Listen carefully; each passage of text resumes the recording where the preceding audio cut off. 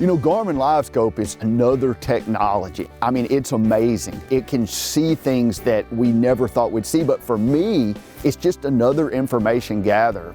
You know, with Livescope, we figure out that, I mean, a lot of times there's fish following our baits and we would have never known it before. I mean, had like no idea. For like years, I mean, you know, because you're like, well, they're just not in this area, or, right. You know, they don't want this, basically it's always been, they don't want, you know, they're not here. They're just not here, but come to find out they're here.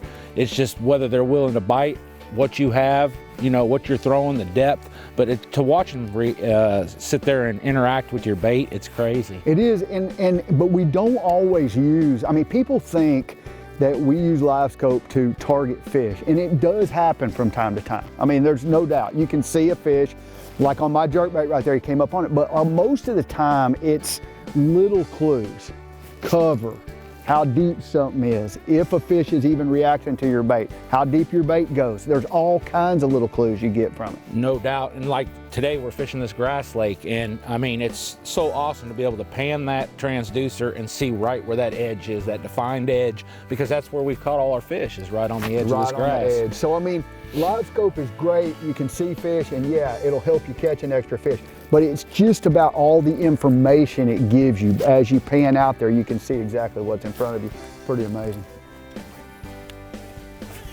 Speaking of using Garmin Livescope as a tool to see everything happening around the boat, Clark is keenly watching the screen as a bass closes in on his bait. Got him. He's ready to hit it right there. I was just sitting there watching him. This feels big. There was about 5 or 6 of them.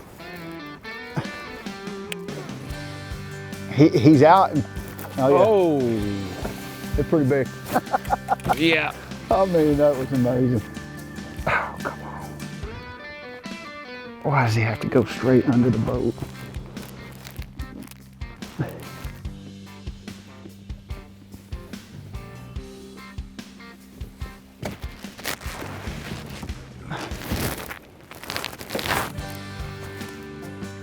He's got that jerk bait toasted. He's got it toasted. That's what we call choke, isn't it? Yes, sir. He choked that strike. The only thing I'm nervous about is that he cut my line. The line. Be careful. Just take your time. Wow. That's a Godzilla. I mean, I'm just being careful. I could have brought him in a long time ago, but he's heavy. Yeah, he ain't no slouch. You gonna take one for the team, get a hook in your hand here? Yeah, I will for you. That with a fish this big, yes.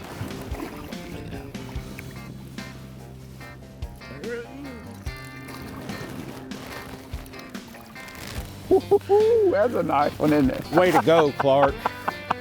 Way to go. Oh, that's a big fish. That's a big one. That's a monster.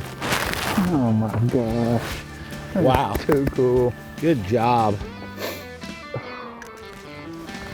Way to Didn't hurt him a bit. No, you didn't. We are gonna take a couple pictures of him and then we'll let him go. 8 1/4, 8:31. 8 1/4.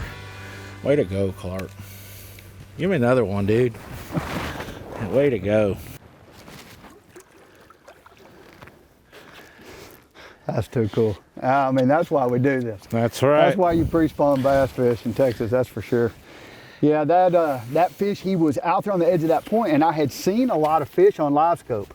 So, and they're coming out to my bait, and they're coming out to my bait, but finally there was a little pod of them.